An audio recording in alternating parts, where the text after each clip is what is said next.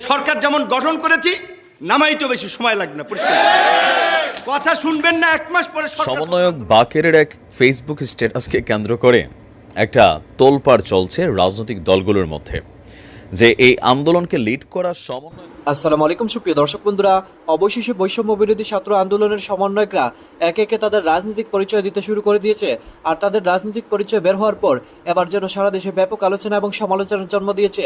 দর্শক বন্ধুরা, তাহলে কি সাবেক প্রধানমন্ত্রী শেখ হাসিনার কথা অনুযায়ী জামাত শিবির এমন কর্মকাণ্ড ঘটিয়েছে? দর্শক বন্ধুরা, এদিকে বাংলাদেশের উপদেষ্টার মধ্যে আসিফ মাহমুদ এবার তার রাজনৈতিক পরিচয় বের করে দিয়েছেন এবং তিনি কোন রাজনৈতিক দল করতেন তা এবার স্পষ্ট করেছেন। দর্শক বন্ধুরা, এদিকে প্রধান উপদেষ্টা ডাক্তার ইউনূসকে এবার কঠিন হুঁশিয়ারি দিয়ে দিলেন বিপিনুর হক নূর এবং তিনি বলেছেন 1 মাসের মধ্যে তাকে ক্ষমতাচ্যুত করে ফেলবেন। দর্শক বন্ধুরা, চলুন আমরা দেখে নেই তবে শেষ পর্যন্ত কি ঘটতে যাচ্ছে। সরকার যেমন গঠন করেছি নামাইতে বেশি সময় লাগবে না। পরিষ্কার কথা শুনবেন না, 1 মাস পরে সরকার পতন আন্দোলন শুরু করবো। এখন ডাক দেন, দেখেন সমন্বয়কদের পিছনে 1000 মানুষ পান কিনা। এখনো ওই জায়গায় আমরা মনে করি যে রাজনৈতিক ঐক্যমতের ভিত্তিতে নাগরিকদের অংশগ্রহণের মধ্যে দিয়ে এই সরকারকে জাতীয় সরকারের রূপ দিয়ে 2 বছরের জন্য সরকার চালাতে হবে। কিন্তু এই কাঠামোতে, এই এনজিও মার্কা কাঠামোতে 6 মাস টাকা অসম্ভব হবে।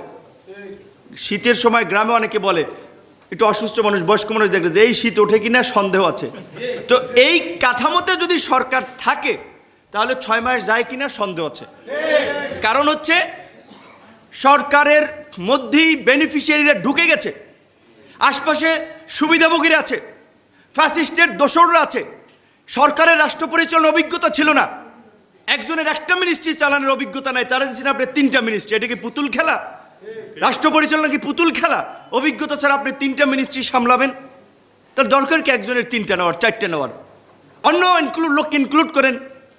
আমরা একটা কথা অনেকে ভাবতে পারি যে নূর ভাই এত কথা বলে যে নূর ভাই বোধহয় সরকারে যেতে চায়। আমি আপনাদের সামনে পরিষ্কার করতে, আমরা রাজনীতিবিদ, রাজনীতি করে নিজেদেরকে তৈরি করতে চাই। আমার ব্যক্তিগতভাবে আমাকে যদি বলেও, আমি অ্যাডভান্স বলে দিলাম, আমি নিজে এই অন্তর্বর্তীকালীন সরকারের পার্ট হব না। কারণ এই সরকারের পার্ট হইলে তার সফলতা ব্যর্থতার উপরে আমার ভবিষ্যৎ রাজনীতি নির্ভর করবে। সুতরাং এরকম আনসার্টেন গভর্নমেন্টের আমি ব্যক্তিগতভাবে পার্ট হব না। কিন্তু আমাদের কাছে যদি প্রস্তাব চায় উপযুক্ত ব্যক্তিদেরকে, এই নাসির স্যার বসে আছেন, অনেকে মাস্টারমাইন্ড খুঁজেন এই আন্দোলনের কারণে। এই আমাদের শিক্ষক, উনি জগন্নাথ বিশ্ববিদ্যালয়, সেই ছবি ফেসবুকে আছে, পিঠ ঝাঁঝরা হয়ে গেছিল গুলিতে, চাকরি হারিয়েছেন। সেই সময় এই যুবলীগের চেয়ারম্যান হতে চাওয়া ভাইস চ্যান্সেলর সেই মিজানুর রহমানরা তার চাকরি বাতিল করেছিলেন। এখন পর্যন্ত বোধহয় আদালতে লড়াই ফাইট করেও এই 18 থেকে এই পর্যন্ত চাকরিতে বোধহয় এখনো সমাধান ঢুকছে, বেতন টেতন ক্লিয়ার হয়নি। তাহলে ওনাদের মতো ব্যক্তিদেরকে এই সরকারে নিতে হবে। এই একজন ব্যক্তি আমাদের এখানে আছে, তার যে ডেডিকেশন, স্রোতের বিপরীতে লড়াই করেছে, আমরা যেখানে যখন প্রোগ্রামে ডেকেছি চলে এসেছে, তাদের এই সরকারের উপদেষ্টা হতে হবে। এই সরকারের যারা উপদেষ্টা হয়েছে তাদের ডেডিকেশনটা কি, তাদের কন্ট্রিবিউশনটা কি? লাস্ট 15 ইয়ার্স দেশ জাতির জন্য তাদের কি অবস্থান ছিল? কয়দিন রাজপথে এসেছে, কয়দিন গণতন্ত্রের জন্য কথা বলেছে, কয়দিন ফাঁসিবাদের বিরুদ্ধে আওয়াজ তুলেছে? সরকার পতন করাই দিয়েছে আমরা। এখন আপনারা এনজিও মার্কা সরকার করে আপনারা ভাগ বাটোয়ারার ক্ষেত্র বসাবেন। সরকার যেমন গঠন করেছি নামাইতে বেশি সময় লাগবে না। পরিষ্কার কথা শুনবেন না, 1 মাস পরে সরকার পতন আন্দোলন শুরু করবো। কথা পরিষ্কার। গুটি কয়েক ছাত্র সমন্বয়কে নিয়ে ভাববেন আপনারা সব পরিচালনা করবেন। এখন ডাক দেন, দেখেন সমন্বয়কদের পিছনে 1000 মানুষ পান কিনা। ডাক দেন, একটা প্রোগ্রাম ডাক দেওয়ান, দেখেন 1000 মানুষ থাকে কিনা। এটা কি মানে চারটিখানিক ব্যাপার? মনে হয় যে কয়েকজন ছাত্র ডাক দিছে আর এইভাবে রেজিস্ট্যান্স হয়ে গেছে, এইভাবে একটা গণ আন্দোলন হয়ে গেছে। এখন অনেকে মাস্টারমাইন্ড হয়ে গেছে, অনেকে প্রধান মুক্তমুখ হয়ে গেছে। আন্দোলন তো একটা প্রেক্ষাপট ছিল। সমন্বয়ক বাকেরের এক ফেসবুক স্ট্যাটাসকে কেন্দ্র করে একটা তোলপাড় চলছে রাজনৈতিক দলগুলোর মধ্যে যে এই আন্দোলনকে লিড করার সমন্বয়করা আসলে কে কোন দলের। যতগুলা ক্যারেক্টার বের হয়েছে খুবই লিড পজিশনে, সেখানে দেখা হয়েছে যে সবাই আসলে বেশিরভাগই ছাত্র শিবিরের। এরপরে আপনার উপদেষ্টা নাহিদ, তিনি আগেই জানতেন যে শিবিরের সেক্রেটারি যে ছেলেটা জেনে তাদের সাথে আলোচনা করে 9 দফাকে 1 দফাতে টার্ন করেছে, দাবি করেছে জামায়াত ইসলামেরই একজন ঊর্ধ্বতন নেতা। এই যখন অবস্থা, তখন নাহিদ এবং উপদেষ্টা আসিফ মাহমুদ তারা আসলে কোন দলের রাজনৈতিক কর্মী এ নিয়ে জল্পনা কল্পনা চলছে। ইতিমধ্যে এ বিষয়ে একটা নিজের অবস্থান ক্লিয়ার করেছে উপদেষ্টা আসিফ মাহমুদ, যে সে আসলে কোন দলের রাজনীতি করে। তবে সে বিএনপিও করে না, শিবিরও করে না, আওয়ামী লীগও করে না, তাহলে কোনটা করে? তার পরিচয়টার জন্য একটু পেছনে যেতে হবে। আপনার আসিফ লিখেছেন, একটা বিষয় স্পষ্ট করা প্রয়োজন হয়ে পড়েছে। বর্তমানে আমার রাজনৈতিক দলের পরিচয় কি, বা আমার কোন রাজনৈতিক দলের সাথে সংশ্লিষ্টতা রয়েছে। বিশ্ববিদ্যালয়ের জীবনে প্রথম যে রাজনৈতিক উদ্যোগের সঙ্গে যুক্ত ছিলাম সেটা হচ্ছে ছাত্র অধিকার পরিষদ, যেটা ভিপি নূরেরই একসময় শীর্ষ ছিল এই আসিফ মাহমুদ। পরবর্তীতে দলীয় লেজুর বৃত্তি সহ আরও কিছু কারণে ঢাকা বিশ্ববিদ্যালয় শাখার সভাপতি থাকা অবস্থায় কমিটির সব সদস্য গত বছরের মাঝামাঝি সময় আমরা পদত্যাগ করি। তার মানে ঢাকা বিশ্ববিদ্যালয় শাখার সভাপতি ছিল একসময় গণ অধিকার পরিষদেরই আপনার কি বলা হয় যে আসিফ মাহমুদ। পরবর্তী সময় আমরা দেখছি গণতান্ত্রিক ছাত্র শক্তি নামেও তাদের একটা প্ল্যাটফর্ম ছিল। তো বলছে যে দিন শেষে যদিও আমি এসব বিষয় সামনে আনতে চাইনি, তবে অনেক জায়গায় বিভ্রান্তি সৃষ্টি হওয়ায় স্পষ্ট করার প্রয়োজন অনুভূত হলো। এখন জাতীয় ঐক্য ধরে রেখে সংস্কার ও পুনর্গঠনই অন্যতম লক্ষ্য।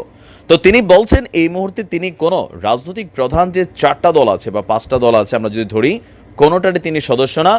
মনে প্রাণে এই মুহূর্তে তিনি এনটি আওয়ামী লীগে আছেন, কারণ আওয়ামী লীগ সরকার ফেসিজম করে যেটা দাবি করে তিনি বলছেন রাষ্ট্রকে সংস্কার করা দরকার। কিন্তু তার এই পোস্টের নিচে অনেক শিবিরের কর্মীরা তারা বলছে ভাই আপনি আমাদেরই লোক, আপনি পরিচয় প্রকাশ করেন। আবার অনেকে লেখছে না আসিফ আসলে বিএনপির সমমনা। তবে এগুলো হচ্ছে কমেন্টে পাবলিক অ্যান্সার বা পাবলিক যেটা ভাবছে। সবাই বাংলাদেশে এটা আছে, যদি কোনো একটা ক্যারেক্টার ধরেন সেলিব্রিটি লেভেলে যায় অথবা জাতীয় লেভেলে বিট করে, তখন সবাই চায় তাকে নিজের দলের মধ্যে ইনক্লুড করতে। তবে আসিফ মাহমুদের এই স্টেটাসে জনগণের কাছে বিষয়টা একদম ক্লিয়ার হয় নাই যে তিনি আসলে কোন দল করেন। কারণ ছাত্র অধিকার পরিষদ সেটা এই মুহূর্তে বড় অবস্থানে নাই। নতুন রাজনৈতিক দল তৈরি করছে ভিপি নূর, গণ অধিকার পরিষদ করে। তো এখন আসলে আসিফ মাহমুদ আসলেই কোন দলের সেটা হয়তো উপদেষ্টা পদ থেকে তিনি যখন অবসর নেবেন তখন হয়তো এটা সামনে আসবে। বাট এই মুহূর্তে তিনি কোনো দলের লোক না, এটাই দাবি করেছেন। ভালো থাকুন, আসসালামু আলাইকুম। গতকালকে জনসভায় বিএনপির মহাসচিব মির্জা ফখরুল ইসলাম আলমগীর তিনি যেই বক্তব্য দিয়েছেন নিশ্চয়ই বুঝে শুনে দিয়েছেন। সেই বক্তব্যটা রাইট নাও এটার দায়ভার আসলে কাদের উপর পড়ছে?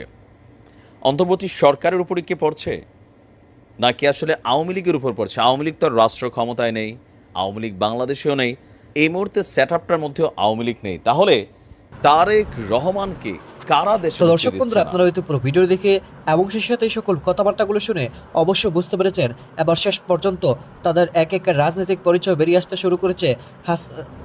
আসিফ মাহমুদ তিনি তার রাজনৈতিক পরিচয় দিয়েছেন। দর্শক বন্ধুরা, তবে শেষ পর্যন্ত এটাই সত্য, জামাত বিএনপি এমন যদি শক্তি না দেখাতো তাহলে শুধুমাত্র ছাত্ররা এমন অভ্যুত্থান করতে পারতো না। তো দর্শক বন্ধুরা, আপনারা এই পুরো ভিডিও দেখে এবং সেই সাথে ভিপি নূরের এই সকল কথাগুলো শুনে আপনারা কি বুঝতে পারলেন? তবে কি শেষ পর্যন্ত ডাক্তার ইউনূসকে সরিয়ে সে প্রধানমন্ত্রী হতে চায়, নাকি বাংলাদেশের সাবেক প্রধানমন্ত্রী শেখ হাসিনাকে বসাতে চায়? কি বুঝলেন অবশ্যই কমেন্ট করে জানিয়ে দিবেন। তো দর্শক বন্ধুরা, ভালো থাকুন, সুস্থ থাকুন, আল্লাহ হাফিজ, আসসালামু আলাইকুম।